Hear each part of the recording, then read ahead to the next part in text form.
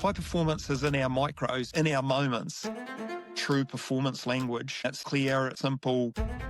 High performance behaviour is not so much about the class of the player, it was the class of the person. When they built the people, the rugby component just grew on top of them. If we got better with our knowledge, we grew as learners. If we got better with our relationships, we grew as people. The people that have truly inspired me have just been the people that want the best for others. At the Crusaders, they got better as people every day, better as players every day, better as leaders every day. Just love that people component of supporting, growing, fascinated by leadership. It's not about positive or negative leadership. It's about constructive or destructive leadership. My name is Kyla Colbin. You're listening to my interview with Shane Fletcher, and this is the Hunger and Heart Podcast. Enjoy the show. Hello, my name is Kyla Colbin, and welcome to episode 33 of Hunger and Heart, a podcast on the intersection of wild ambition and fierce compassion. My guest today is Shane Fletcher. We've been on a run of Shanes lately. We've had Shane Cameron, Shane Bond, now we've got Shane Fletcher. This one we call Fletch. Fletch is the high performance campaign manager for the Black Ferns, both the 15s and the 7s. He was the team manager for the Crusaders for 8 years, and his tenure there included their 7-in-a-row championship run. Fletch is also one of the extraordinary teaching assistants on the Crusaders Leadership Programme, and so someone I get the great privilege of working with on a regular basis. In this conversation, we talk about the experience of going from 7 championships in a row to not even making the playoffs. We talk about how identifying leaders can actually undermine group performance and how to develop true performance language. So here you are, my conversation with Shane Fletcher. Shane Fletcher, you are one of the people that I admire so much in terms of how you lead and the way that you think about performance and the way that you look after people. And I'm so excited to talk to you about this. Oh, and I'm really excited to talk to yourself, who is a mentor of mine in all of this conversational piece and the constant learning around effective leadership, whether it be about leading self or leading others. So can't wait. Yay. Awesome. All right. So I wonder if we could start with, for people who are not as familiar with your backstory, can you give us the backstory? What's the Shane Fletcher creation myth? Wow, it's a really interesting one because just a wee rural kid, basically, who grew up in, the back blocks in New Zealand and different places, and came through different environments. Didn't realise how fascinated I was by learning and education. And there's a wee story that'll thread that in. Came through and then ended up in a role that I was talking to somebody about today that absolutely blessed to be in. A little bit of a narrative, born and bred Kaikoura, family link right through the community. Didn't realise the true sense of connection in the community until you leave and then reflect back. Moved up to Nelson, and again, had an opportunity to go to big school, Nelson College, but chose to stay local at Tapuera Area School. And the learning of just relationships, connection, just the joy of being around people and each other and performance. And then as I was sort of thinking I was going to move on to the farm, somebody asked through that educational piece, had I ever thought about being a teacher? And I hadn't.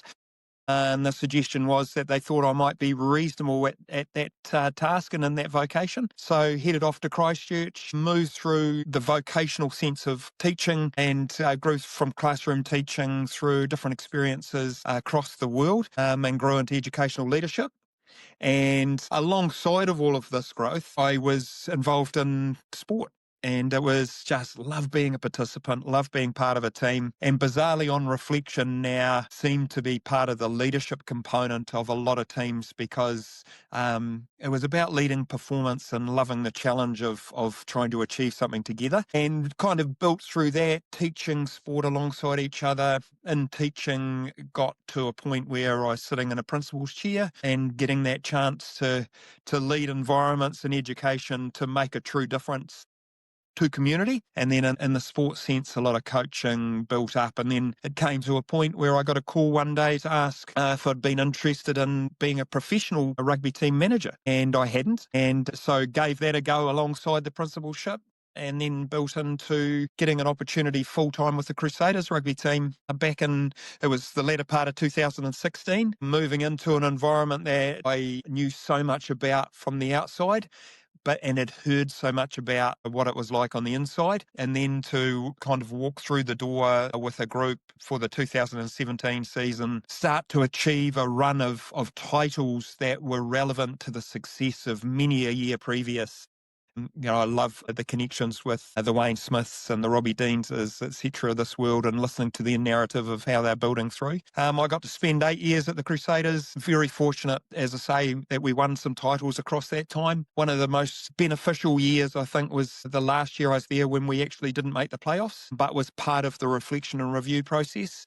At that point, I'd sort of been tapped on the shoulder to ask would I be interested in an adventure alongside a national team, and was alongside, in the end, two national teams, both the high-performance women's rugby groups with New Zealand Rugby. So now I'm in a role of high-performance campaign manager for both the Black Ferns, who have just recently been to a World Cup, which I know we'll explore a little bit, and also, an Olympic champion group and, a World Series winning group in the Black Ferns Sevens. So, again, here I am, 57 years old, on a heck of an adventure, learning every day, involved in collision sports, but every day those collisions across the social network, such as this conversation, just so rewarding and empowering. And, again, I get on the tips of my toes and just realise how blessed I am.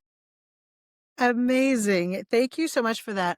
There's so much in there already that I have curiosity about and questions about. My first question might sound silly or obvious. What is educational leadership? What does that mean?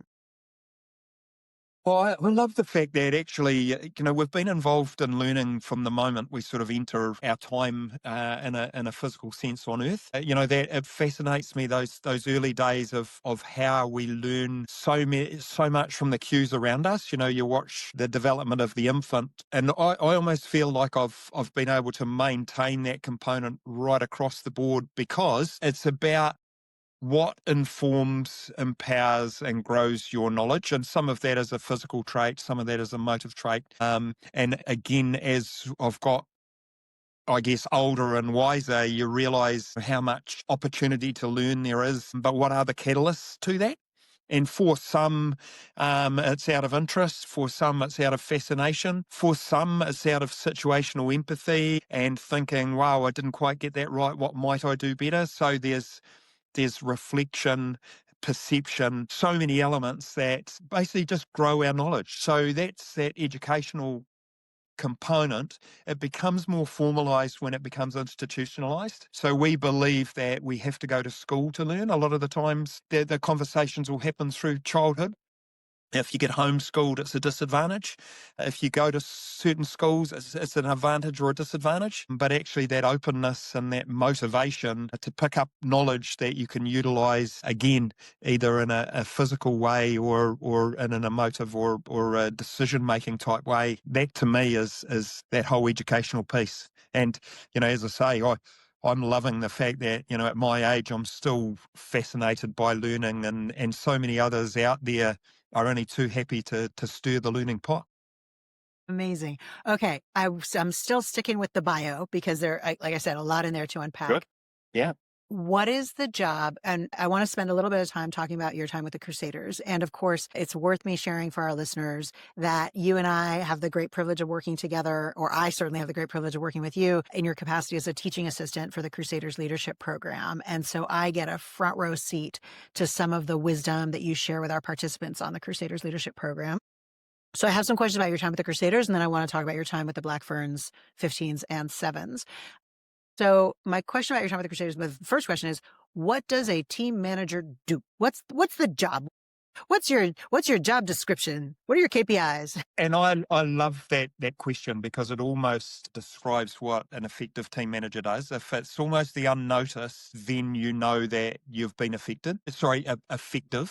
And it was really interesting in that Crusader space, and the fact that so many people are aware of such a solid foundation of performance that a lot of our practices go into high performance. And so the on-field dynamic is our leaders, our coaches, our rugby piece is our easiest facility, I guess, to operate within, because it's consistent and it's the things that we know, and it's the thing you think about. All the fans are linked to the on-field performance, and the critics, the celebrants, or everybody there has got an opinion piece in that. But for us to actually operate as a connected whānau, a family, a community, there needs to be someone in the background that's coordinating the relationships, the logistics of travel, the well-being piece of nutrition, and again, back to relationships, and the support of the vision piece that is a little bit wider, that kind of falls into the shadows, just making sure that you encourage all of those dynamics out of the shadows so that the light can shine on them, and as that light shines on them, it grows. So my role, I guess, in any team manager's role is to do that sort of the backroom operations, just to make sure the environment is okay and you're responsible for all of the dynamics within that. And it's the relationship piece, I think, is the greatest reward. When people, I guess, you take a player that walks through the door to a hotel in Perth, they just think that arriving over there, it's just fait accompli, that they're selected in a group and all of a sudden they're going to be well looked after for a weekend perform. And then, the business in behind getting all of that to happen off field is the team manager dynamic. So would it be fair to call you like the glue? I think about you sometimes as camp father. Is that a Yeah, fair I, assessment? yeah, I think it's camp parent. And Hmm. and that's the thing. And because, sometimes it's terrible there. You look back and look at the gender bias of, camp mum does certain things and camp dad does certain things. But I think camp parent is that blended role, and whatever the moment takes, if you've got the awareness capacity, and I used that word empathy before, if you've got the empathy to understand the moment, then a lot of the times you're really compassionate about the softness of the outcome and how supported everybody in that moment or that dynamic is. And I love that factor of just being in the background, but everybody knew that I could be very much in the foreground if needed. And there were times, sitting in Canberra Airport post COVID, 42 passengers, 4 weekends on the road, couldn't wait to get home, and then the flight clicks cancelled. And of course everybody is horrified. Whereas again, as I worked really hard at, was actually I can't control what just happened, but I certainly can control the next time frame. So it was just coordinating, working, encouraging, believing, and then we got a solution. And it's a term I'm using at the moment to encourage some of our growth in the Black Fern spaces. Let's focus on the solutions, not the situations. And it seems to have gone okay. I love this premise. There's a premise for me that is so important in leadership, which is the idea of radical acceptance of reality. Just this total acceptance, whatever is currently happening, no matter how distasteful or unpleasant or uncomfortable, is what is happening.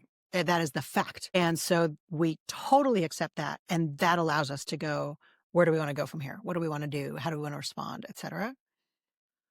I'd love to come back to, so 8 years with the Crusaders, and we will get to the Black Ferns, I promise, but 8 years with the Crusaders in your typical humble way. You mentioned we won a few championships, 7 in a row of the 8. And then of course that 8th year didn't make it to the playoffs for the first time in quite some time. We'll start with those 7. And actually, that'll flow into the conversation about the 8th year as well. What do you think it is? This is arguably not only one of the most successful professional rugby teams in the world, but one of the most successful professional sports teams of any sport in the world. 30 years of Super Rugby, 18, 19 championships, 15 championship titles. What do you think it is? What is it that you do or you did there? What did you observe? What were some of the tangible things that, in your view, drive such a sustained success within that organization?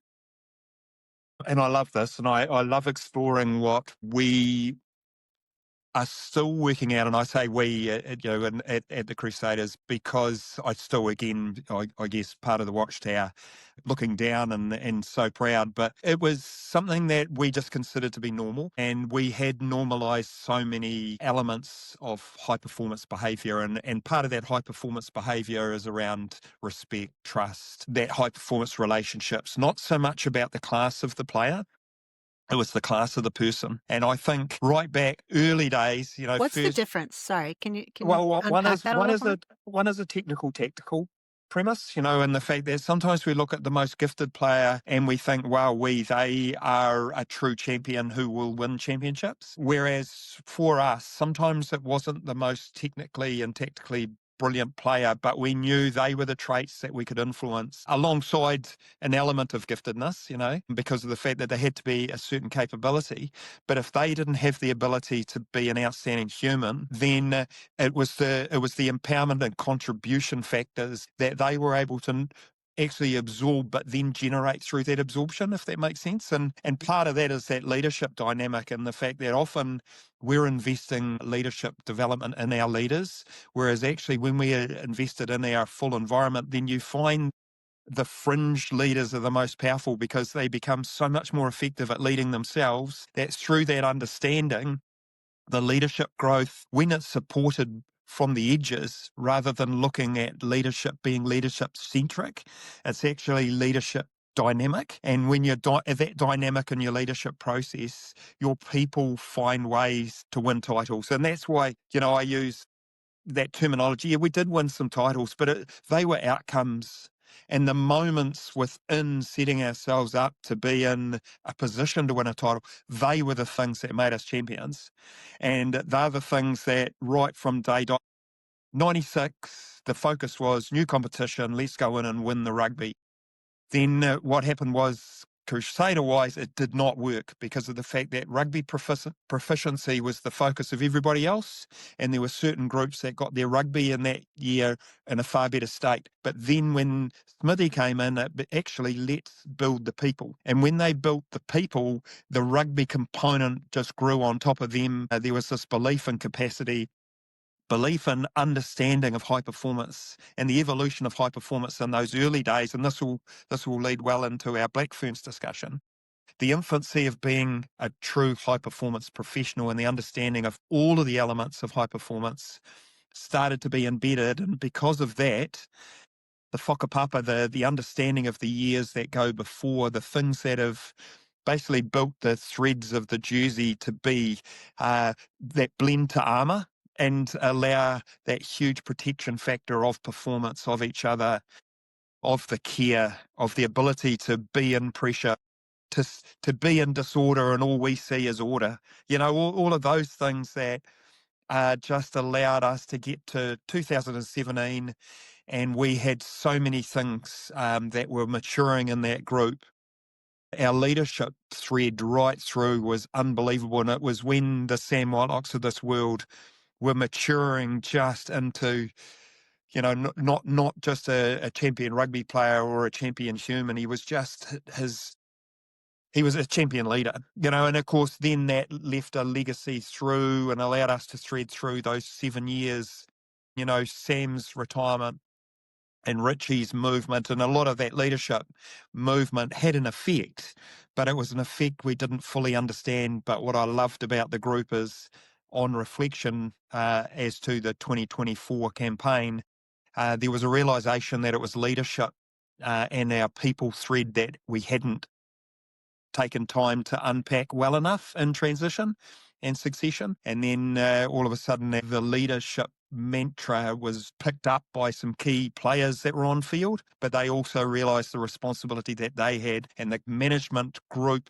coaches, etc., were really open to the fact that they hadn't got that people transition right. And it was awesome to watch them last year rediscover a lot of the traits that are normal. And again, so many things to look ahead to.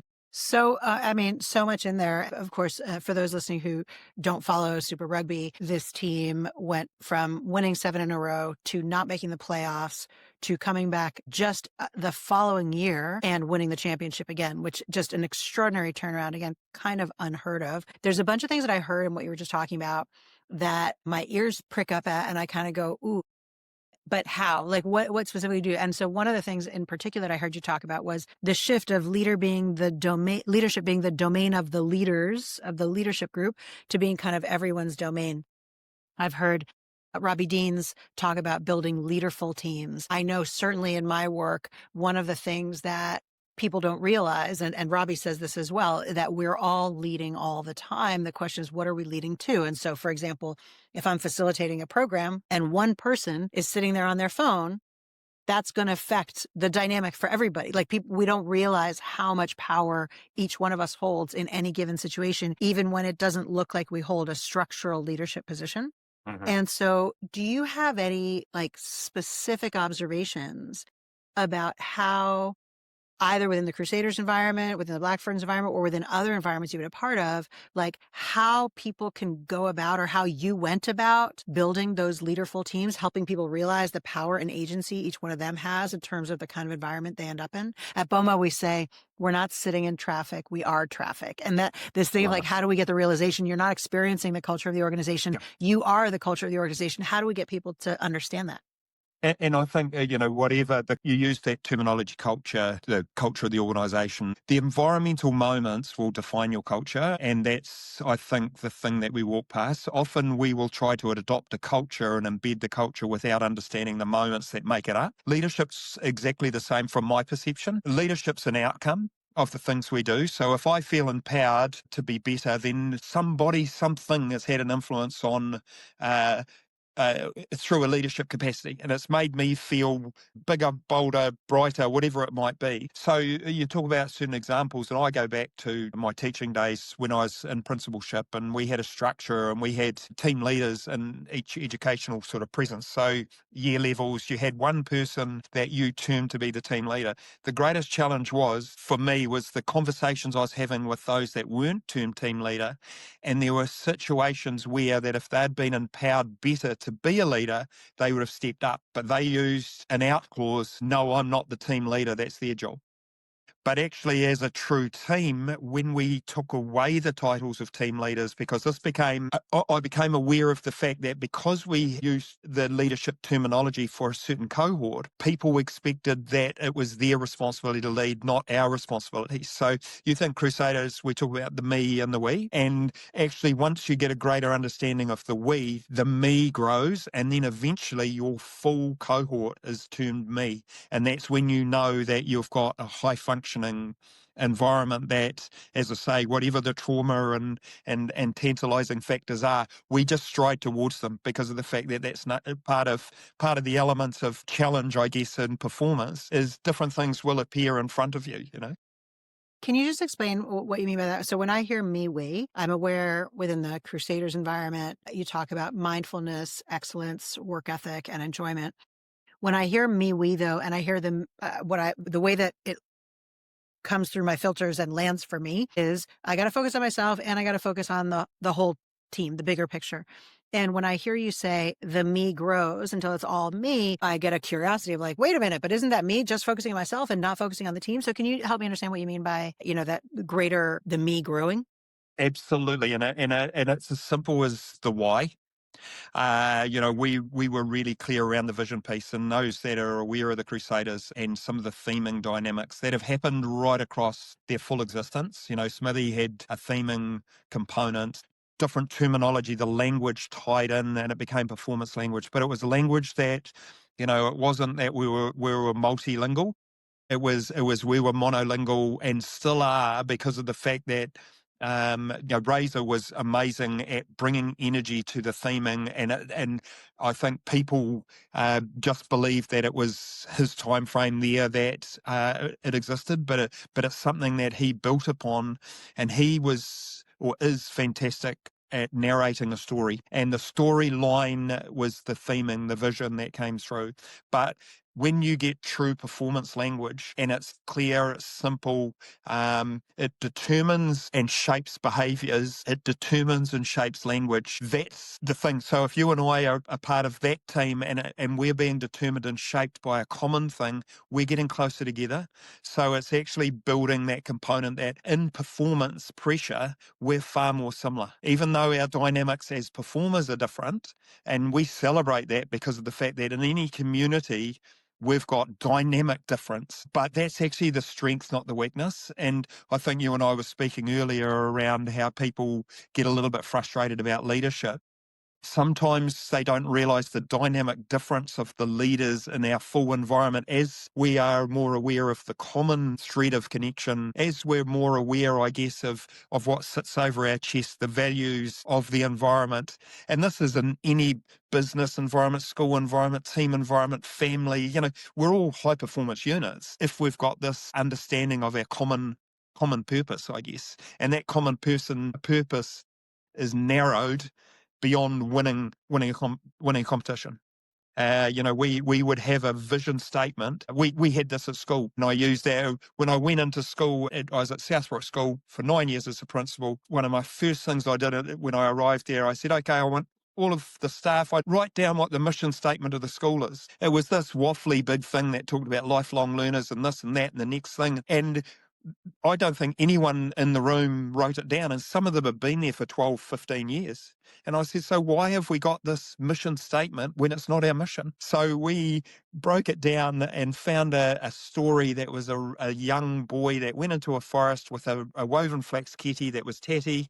Everybody else in the group had a brand new school bag that we're going to add in, and they all found treasures. But as he was looking for treasures, somebody fell over and hurt themselves, and he went to help them and put his kitty down, and he didn't realise Kia snuck into his kitty, and he was around like this. It's a beautiful story. So we adopted a little bit of this, and we had 3 kitty: knowledge, character, relationships. And that was our mission every day, was to add something to our kitty. And if we got better with our knowledge, we grew as learners. If we got better with our relationships, we grew as people. If we got any number of components, but if we're able to fill or add to each of our 3 kitty every day, far out, how cool's that? And that's the mantra of the environments that I've come into at the Crusaders. They got better as people every day, better as players every day, better as leaders every day. And it might have been in the most micro form, but it just built around that connection. And then, as I say, the we there is so defined as the me, and the we, which is super exciting Crusaders wise, is worldwide. You'll go into an airport in Dublin and a Crusaders fan will come up and talk about inspiration, and you just go, that's our duty, to inspire, but be authentic in it. Because, So much again in there. I want to reflect back. One of the really important themes that I'm hearing come through. I heard you talk about high performance language as being clear and simple. And then you gave these 2 beautiful examples of the 3 kite that you had in the school and of the 3 commitment statements at the Crusaders: better as humans every day, better as players every day, better as leaders every day. And that description that you have of in the school environment, having a mission statement that is long and waffly and includes all the right buzzwords, but that nobody can remember and that doesn't actually inspire anybody, is, I think, an experience that so many people listening will have had of being, part of the thing where the mission statement sounds like something that a focus group from McKinsey created and has no connection and critically does nothing to drive our actual tangible behavior, which is what I'm hearing from you. These 3 kite, or the 3 commitments from the Crusaders, the value of having them, the only reason to have them, is that they drive our behavior. absolutely. And you think often we've got leaders in roles and responsibilities and in titles that will bring their vision because they believe it's their responsibility. I've got a slide that I do when I talk to different groups about leadership. And it's a wall that's got a cigar in it, and you can't, for random reasons, when you look at it for the first time, to pick up the cigar is so hard to see. And I'll use that as the example, is that if I'm in a leadership role and I'm bringing you my vision and I'm telling you about my vision, but we don't actually explore and unpack, you may not see the cigar for 1 year, 2 years in it. And I just get so frustrated because it's so obvious to me. And often we're in that position where it's so obvious that we assume or believe, but we don't actually slow down to check in, to explain, even if it's digging into an area that we have gone before and sought explanation. Suddenly we're exploring the micro factor of skill dynamic, and that might be the micros of quality conversations, the micro dynamics of a physical skill set in rugby. That's our rewarding factor in high performance. High performance is in our micros, in our moments. That's when we get those rewards. It's not in our big time chunks. How was your day? It was a great day. Well, tell me about it. Well, that happened. Well, tell me about that. Well, that happened. Tell me about that. Well, actually, I stopped and looked up and looked Kyla in the eyes.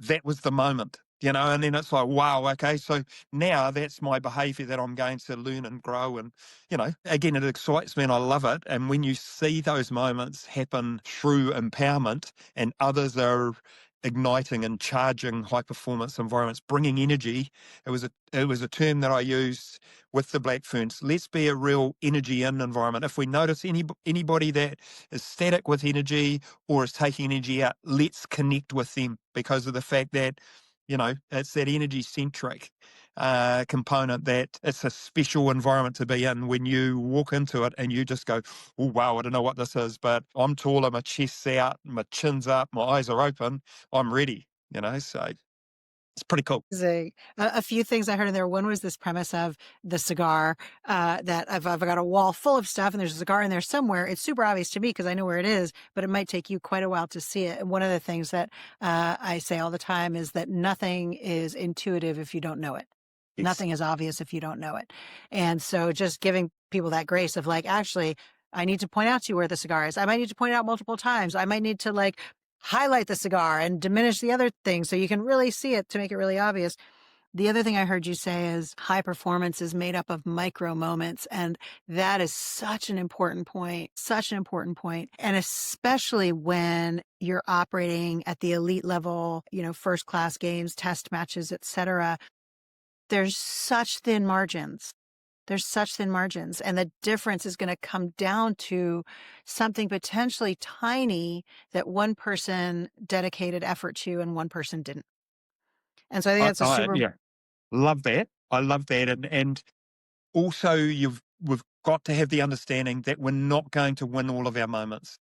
And don't put that pressure on yourself as a leader or in leadership. The big thing is that I need to be aware of my moments. So if I'm not successful, because some days we are in a leadership capacity and we're just not on, and when you just look down at the wrong moment. But the thing is, understand that and then look up.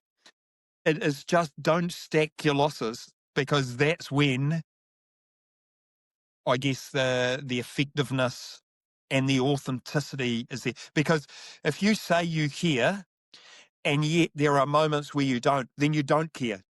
It's not, I care 99% of the time, that's enough. We need to be authentic, that if we say we can be trusted, if we say we're respectful, we need to be respectful. And if we do drop off in a moment, pick it up, because people are forgiving in that. But if you're losing big chunks of time, it won't be authentic. So don't profess it, because that's when you lose it. Yeah. Can I reflect that back, because I'm curious about this and I want to make sure I'm getting it right. So if we say we care, we care. We care all the time, not just some of the time. I also heard you talk about the very human thing that some days we're not at our best, sometimes we miss a moment, etc. And this is something that's quite personal to me, because I care quite a lot about how I show up as a leader. And I know I often have moments where I'm not the leader I aspire to be. And so what would your take be, when I find myself in those moments? What I try to do, wouldn't say I'm always successful at it, what I try to do is take accountability for it, circle back, continue to show up, try again. But what would you say in terms of a technique or a way to think about that in those, especially when we aspire to great things, we fall short far more often than we achieve those things, right? And so how do we maintain groundedness and commitment to those things when we know We say we care, but there are lots of times when we were just too late or tired or grumpy or scared or, anxious, whatever it is. But we still want to be that person. Yeah. I don't know if I'm making any sense, but You help, absolutely you help. are, and it's a really interesting one, isn't it? Is the fact that sometimes as leaders we put on this falseness and hope nobody sees, but you think that actually it's okay not to be okay, and if we promote that, then they talk about vulnerability, and of course vulnerability for some leaders they see it as a weakness, but actually it's an empowerment because of the fact that if we're okay to talk about the things and the times and the moments and the thoughts and the feelings when we're not operating fully, how empowering is that and encouraging is that when we are operating fully to have similar conversations about how we can be better. And I think in both senses we are talking about support, improvement, involvement, development, recovery, whatever it is. But as I say, if we, that's a real environmental challenge. And sometimes a few years ago, I went to a Santos Military Academy and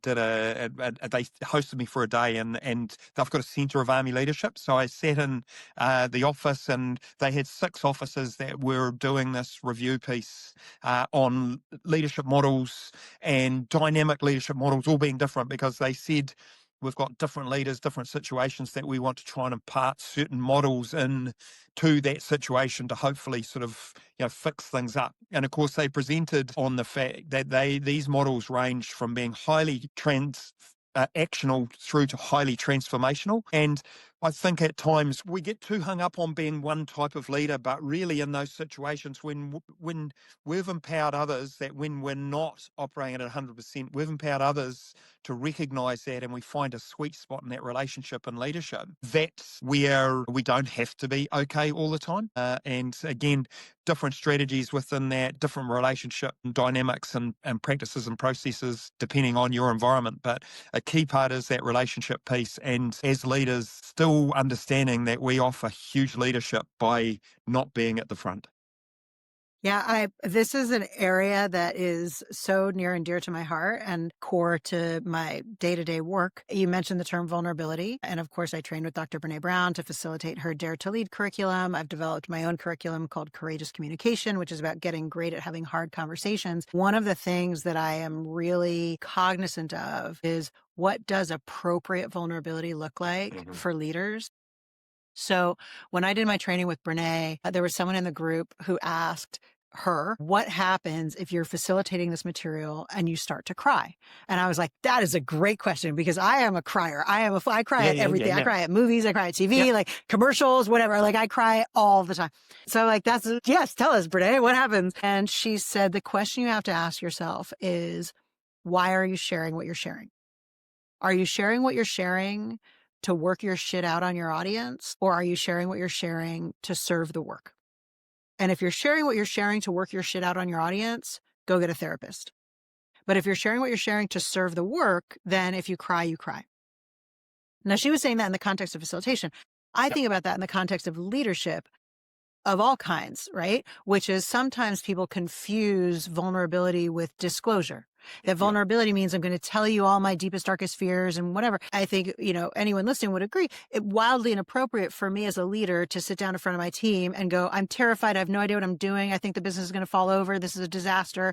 They'd be like, okay, who's driving this bus, right? For me to own that actually I have my own fears and feelings and concerns. I don't have all the answers. I'm open to being wrong. There's a whole bunch there that is like, what is appropriate vulnerability for me to share? And it's not to deny that I have those experiences. It's that I'm not venting them at my team for like putting it on them to try to kind of solve or to comfort me. It's more going, actually, I am a human just like you. My favorite definition of human is that we're all just imperfect meat sacks stumbling through life. That I, like you, am an imperfect meat sack stumbling through life. And I'm committed to showing up every day to do my best and to learn and grow and get better. And I trust you're interested in coming on that journey with me. And I love that. And my response to that is, how powerful is authentic you?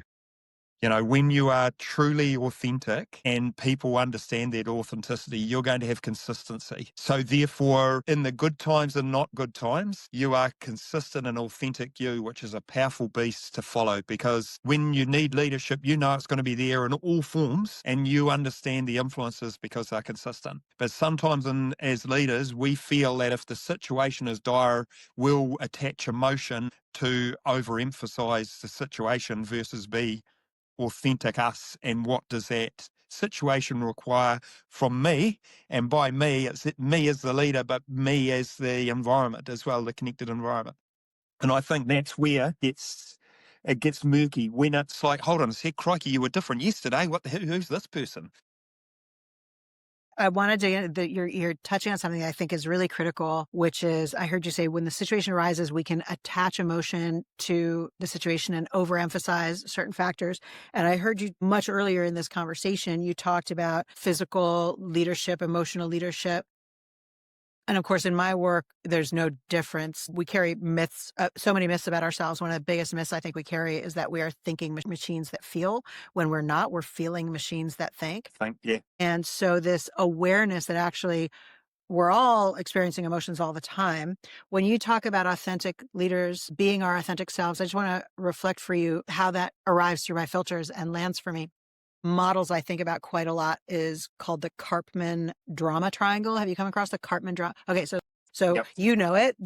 For the folks listening, the Karpman drama triangle talks about the roles we can take on in conflict. And it's 3 roles, and one of them is the judge or the persecutor. There's the victim, and then there's the hero or the rescuer. And all these roles have a payoff. None of these roles is optimal to a high functioning, high productive, high performing environment. And the antidote to these roles is not the cheerleader. It's not that you're great, everything's awesome. It's what I call the witness. It's the part of us that notices, look at me taking on the role of judge. Look at me taking on the role of rescuer. Look at me having that impulse to believe I'm the only one who can save the day, and I have to save the day again because I'm so great. And when you talk about that authenticity, the drama triangle goes up and down, and where we sit on that goes up and down, and our moods go up and down, and our hormones go up and down, and whatever.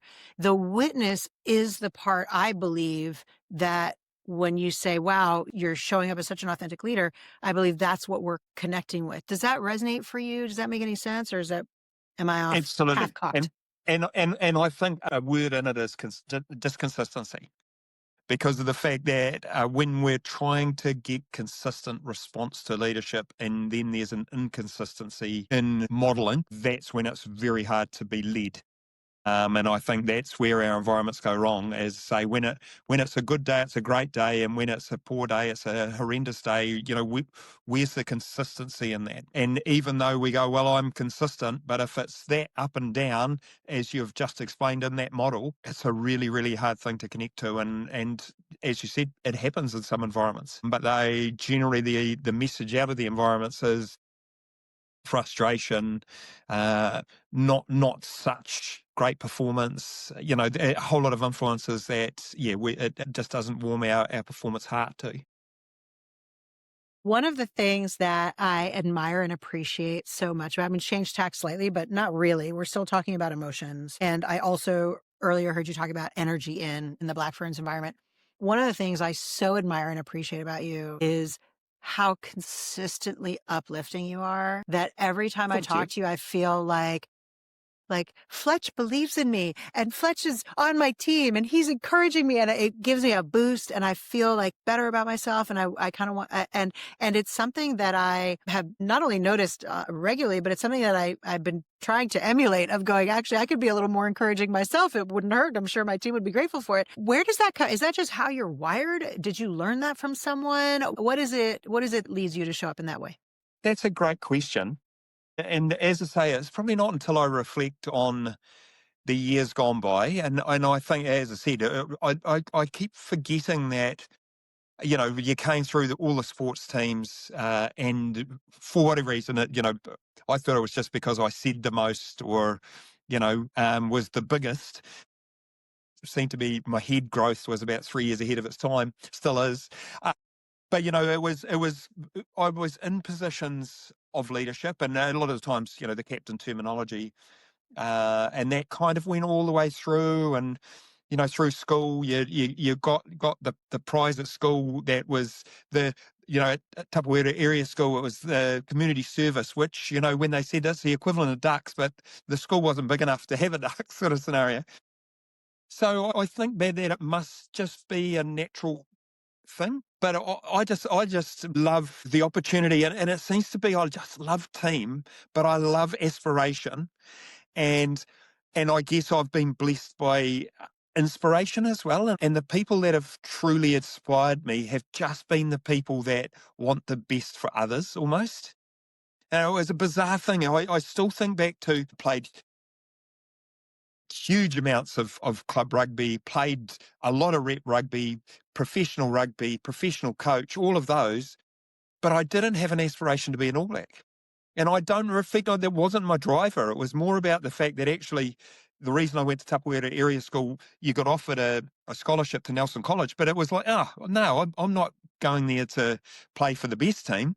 I want to play for a team that probably hasn't got the greatest advantages, but with me being there, man, we can achieve something together.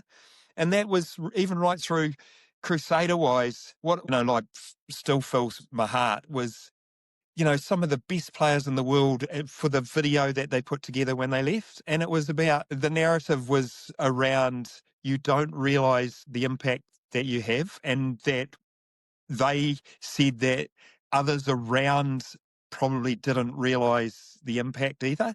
But the fact that they noticed, it wasn't the reason I did it, but holy heckaroli, I tell you that Phil, the old love tank is still heaving. And, that's, I guess, if you want to, the character type probably sounds a bit weird, but, I just love that people component of supporting, growing, fascinated by leadership. I love talking about it. And that's why I'm, the reciprocation about inspiration, everybody, Hannah, Rach, in the background and behind you, they inspire me because they're part of the leadership component. You're the way you lead that group. It's just so cool. And that's, as I say, I get a natural energy of connection, but I also, on the other side of it, sometimes you feel that disconnection as well. And it's like, okay, how can we do that? Is that video you're describing a video that the organization made for you when you left the Crusaders? Yes, it was just, they just snapshot it together. And when when you got Sam Whitelock, Kieran Reid, Pablo Matera, all these guys there, you just go, wow, Richie Mo. But then it's a Fletcher Newell who I coached as a JAB kid, who then went to Rangiora High School when I went into that environment, said, hey team, we can be together here and we can take on some of the big schools. And, Fletch, as he said, didn't realise the transition of that piece when we focused on almost all of the above. How can we be the best collective and collaborative group that played our best version of the game, not the best version of the game? And, within 3-4 years, that group had gone through and were beaten in the national top 4 playoffs, and all of a sudden it was, wow, that not so much that they were there that was successful, it was the things they did to get there. And then Those micro and then the moments. way, Fletch Newell on this video talked about the difference that you make, and you just think, wow, how cool's that? In whatever way. And and that's what I say to the players. When you walk past someone, take the opportunity to look up and smile, because it changes their life. And you just go, and don't walk past that moment. And it's, again, that's the cool thing about it. So it's I heard energy. sometimes you can feel disconnected, and the vibe I only tend to see you in situations where we're both in good moods. But Come on. do you ever get frustrated? Do you ever feel like, come on, guys, like surely not this again? And how do you deal with that when you do, if you do? Consistently. You think that some of the characters and characteristics that we go through each and every day in our gathering, and I use the we're at home, we've got family members, that there's moments there where you just, steam comes out, and then you'll go off into a collaborative work environment or a social community environment, go to the supermarket, whatever it is. There's moments there where you're going to, I talked about being involved in collision sports, but at collision moments, you're going to come into a moment where you can go one way or the other. And I always find that if you go into the emotional state of anger or anything like that, it's a wasted emotion because it drains away energy. But a lot of the times, the reciprocal component to that is generally a deficient response. So if I get angry and growl, in any of those sense, generally the first response of the person is to step backwards. So there's a deficiency in the energy. Sounds a little bit spiritual, and in a way it kind of is. But if I talked about how the situation might grow as an outcome of that interaction, other times I'll come up against somebody that when I go at them angrily, they will spark up straight away and just come straight back. So where's the constructiveness in that? Versus the fact that actually I had come to, and this was I still remember a Will Jordan feeding back about several situations. He said, mate, how do you stay so calm? And as I said, it's because I'm investing in understanding the moment and then investing in, right, what's the most constructive outcome of this? And sometimes when I'm a little bit frustrated, I know that I might add an ingredient into it, which is going to take energy away or give it a deficiency in that next step. So I guess in a way, I a lot of relationships, a lot of behaviours, a lot of characters, that the energy piece of that Crusaders coaching environment was different and random and had expectation. It was often if something didn't quite go right, like a bus driver was late, the expectation was to have a crack at the bus driver about it and then ask him if he'd do a favour. And I'm thinking, well, hold on, where in that I can make that person aware that it's not good enough and that's not what we expect, but I don't have to rip into them to almost stone them in front of the community, So yeah, as I say, it's certainly something that I'm not always on and positive, but what I'm hearing you say I try to be there, on and constructive, if that makes sense. Yeah. What I'm hearing you say there is, again, not am I right or wrong to feel this emotion, but what is going to be most effective here? And there's a friend of mine who, like everyone, I think should follow her on LinkedIn because she is so consistently insightful. Her name is Wes Kao, Weskao. And she's got a newsletter, and her newsletter this week was a repeat of a newsletter she wrote 6 years ago, which is still one of her most read ones and one that I recommend to so many people, which is that when we give feedback, we tend to be operating from one of two perspectives. One is self-expression and the other is strategy. And self-expression is bus driver's late, I'm pissed off, I'm just going to have a go at him. And then I'm going to ask for a favor and wonder why he doesn't want to help me with my favor, versus strategy, which is bus driver's late, I have to have a word with him to make sure he understands it's not good enough. My ambition is to support him to improve the performance. And so if I want to support him to improve the performance, me having a go at him is not actually going to yield that outcome that I'm after. What will? Okay, well, that requires a fair amount of self-awareness for me to notice my own anger, process it effectively over here so that when I show up to the bus driver, I can show up in the kind of way that's more likely to yield the outcome that I'm after. And that's really what I'm hearing from you, is that it's not that you don't get angry or frustrated or annoyed. It's that you're aware that venting those emotions at people doesn't yield the kind of behavior change you're after, whereas showing up calm and with a growth mindset and focused on, how we can improve those micro moments does yield, or is more likely to yield, the kind of outcome that we're after. And I use that situation of when we were in Canberra with 42 passengers, COVID times, minimal flights. So I went up to the Qantas desk to seek a solution. And this was Sunday morning, and as I say, we'd been on the road. The group was just, deflated in energy, couldn't wait to get home.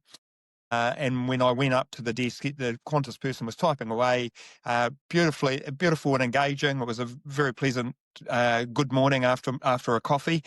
And then I said, I explained the situation. We need to be in Melbourne before 12:30 because our flight departs. And that person looked down and said, no, we can't get you there for that. Okay, so what's the solution? We can get you home, but it'll be Thursday.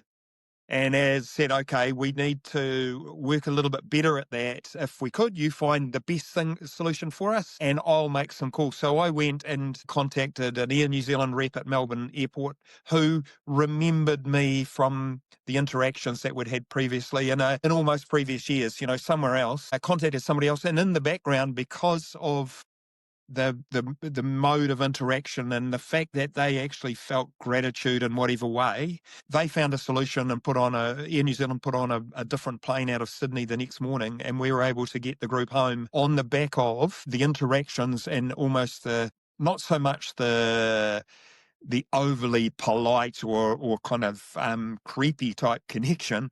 It was just the fact that they knew in partnership that it went both ways. It was they were always really professional, but it created a desire to support versus if some of the feedback I was getting at a lot of the airports, for instance, where you guys are so much different to everybody else. And I'm thinking, well, why would that be? Because all we're doing is supporting and being grateful for the service. But because of that, the energy to support was there. Whereas for others, it might have been actually, nah, this is too hard and I'm not going to invest the energy because I'm busy. Can I say there's another piece in there that I want to acknowledge, which is how much accountability you're taking for how you show up. Because sometimes people will say things like, well, the person behind the service desk was rude to me, and so I just got angry back. And what I hear in that kind of a story is, I don't have control over my own emotions. My emotions depend on whether you're nice to me or rude to me. And what I hear in the story you're sharing is, actually, I'm going to take accountability for showing up in a spirit of partnership, with connection, with gratitude, with a solutions focus, with we've got standards we need to uphold. We're not just going to say, okay, great, thanks for being so nice, and stay until Thursday. We know we still have to get these guys home, but there's no reason for me to kind of pick a fight with you about it. And that accountability for how you show up has created an environment where the Air New Zealand rep and the lady behind the desk and everybody's like, oh yeah, of course. Well, why wouldn't we want to help Fletch? Yeah, and that was exactly it. And I just think, at times in our leadership roles, sometimes, our criticism will be, I don't care what you think. And then the outcome of it is, I really want you to think, and that a lot of the times is the criticism will be because we've empowered thinking, we get critical of it and a motive to it, and then expect it to grow beyond that. And yet all we've done is suppressed versus actually empowered, encouraged and grown. And as I've often said to people, it's not about positive or negative leadership. It's about constructive or destructive leadership. And our terminology in being constructive is not always fluffy. Whereas people go, oh, you're always fluffy. And, it was an environment in the likes of the Black Ferns where energy in was awesome, but we needed attention. There was a certain tension of performance that you need in high performance, because otherwise you can get a little bit lethargic. So yeah, it's, as I say, that's kind of the mantra that I try to persuade and push is, if we're going to have conversations, they need to be constructive, not destructive, and they need to be challenging. They need to check in on our why. Are we all following the same path towards this vision, or having a commonality to our paths, So, and generally that's the influence in the environments that I've been in is we've generally had a fairly constructive and collaborative mindset. So therefore what happens, suddenly you're in positions to play off for titles and you go, is that the secret ingredient? Amazing. Fletch, we are just about, that hour flew by. I knew it would. I know you and we could talk for hours. Thank you so much for taking this time to chat with me. I always love our conversations. I always learn so much from you, and I always feel inspired to be a better leader. So thank you for not only this conversation, but for everything you do. Absolute pleasure, and right back at you too. So keep doing what you're doing, because again, those moments that you're empowering others to have collisions with leadership, changing lives. So thanks so much. Thank you so much for listening. I love Fletch so much. Like I said to him, he is always so positive and encouraging. And there's something about the way he does it that means it never feels false or empty, that instead it makes me want to be better. I really admire and appreciate him. And I hope you do too after listening to this episode. Thanks again for listening. Please do let me know your feedback. You can reach me on hello@kylacolbin.com. And of course, if you are enjoying the podcast, please do like, subscribe, follow, share. The more people it reaches, the better the guests we can get, the better the episodes we can make for you. Thanks again. See you next week. Hunger and Heart is brought to you by the Crusaders Leadership Programme. Whether you're coaching under fives or a professional team, we all want the same thing: to build a culture of trust, to get the best out of your people, and to grow players into leaders. The Crusaders Leadership Program lets you get up close and personal with some of the greatest rugby legends of all time. People like Sir Wayne Smith, Sam Whitelock, Kieran Reid. You'll connect with a global group of ambitious, caring coaches from a range of codes and backgrounds. And most importantly, you'll gain skills and techniques to drive impact and outcomes for your team. The Crusaders Leadership Program is a 2-week, high-intensity virtual experience. It is delivered exclusively online, accessible from anywhere. Hunger and Heart listeners get 10% off the full price of the program. Use the code HUNGER at checkout. You can find out more about the Crusaders Leadership Program at crusadersleadership.com. That's crusadersleadership.com. Hunger and Heart is created by BOMA and the entire BOMA team, including Tito Bernal, Ray Jangle, Hannah Hudson, Johanna Coxon, Sunil Unka, and me, Kyla Colbin. Thanks for listening.